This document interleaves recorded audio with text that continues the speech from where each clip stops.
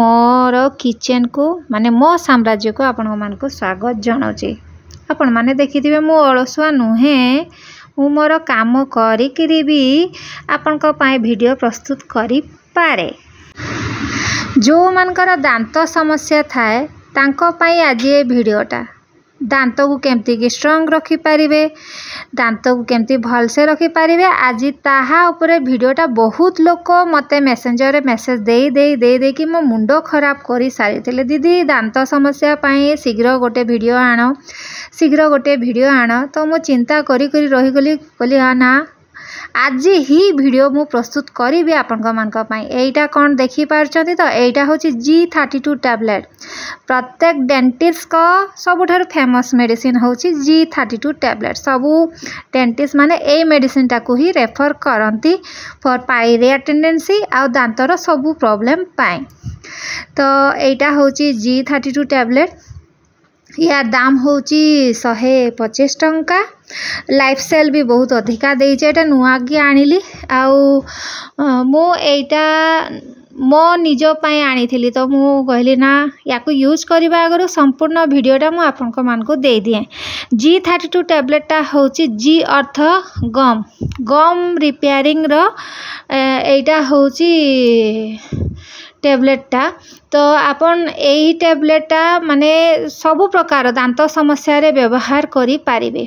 तो एटा न्यू पैकेटा पुराटा खोलले एमती देखा जीवो।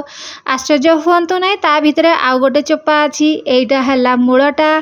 तो याको आमे वर्तमान खोलिगिरी आम टैबलेट ता खोलिगिरी बाहर करेबा।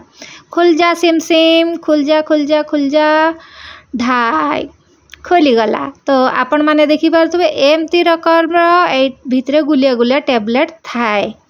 आश्चर्य हेबेनी, ए टैबलेट को खाइबा दरकार नहीं। केमती कौन करिवे मु प्रोसीजर आपन को मान को कहिबी। ए टैबलेटटा होची एमती देखिबा को, एटा को जमारो गिली पकेबे नहीं। एटा केमती कि व्यवहार करा जाय शेष जाय देखंतु जानि परिबे।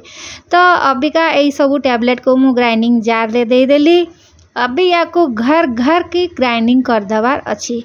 मो डब्बा खाली हो गला। अभी याको मु ग्राइंडिंग करी।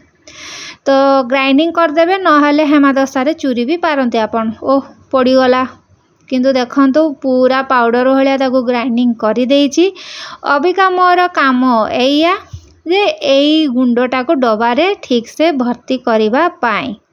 मो ग्राइंडिंग जार टिके खराब हो गलानी, फिर भी या पाई केवल मु ए गोटे जार रखी केवल ग्राइंडिंग करबा पाई।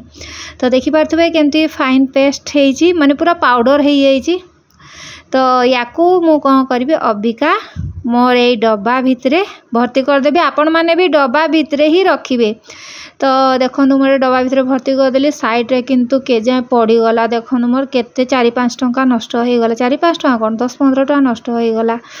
तो छाड़ंतु नष्ट हेले हो पछा कौन करबा, एटा को डब्बा रे एमती भर्ती करी रखिबे आउ मुहटा को बंद कर देबे। आगो को देखंतु व्यवहार केमती करिवे। ए जो G32 पाउडर एटा सबुदिन सखाळे आउ जे राती रे सोइबा आगरु 2 ड्रॉप सोरिष तेल सहित याकू बस गोटे चुटकी नेबे, मिक्स कर देबे, दांत रे भल भाबरे घसीबे आउ गोटे मिनिट छाड़ी देबे। ता बाद रे कुळा करिवे।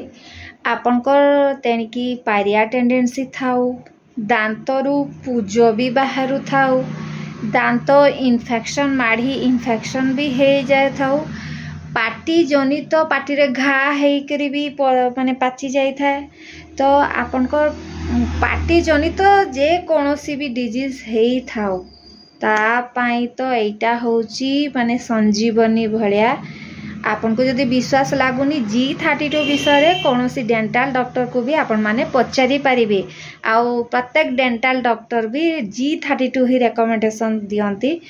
तो एटा मु बहुत वर्ष हला यूज करूची, कारण मझिरे माने कहबी माने मिठा खाई खाई कि मो दांत गोटे डैमेज हो जाइथिला। तो ताकू ठीक करिबा लागी ए G32 ही मु व्यवहार करथिली। आ विश्वास करंतु माने छोट छुआ जो माने 3 वर्ष रु अधिका समस्त एटा यूज करि पारिबे।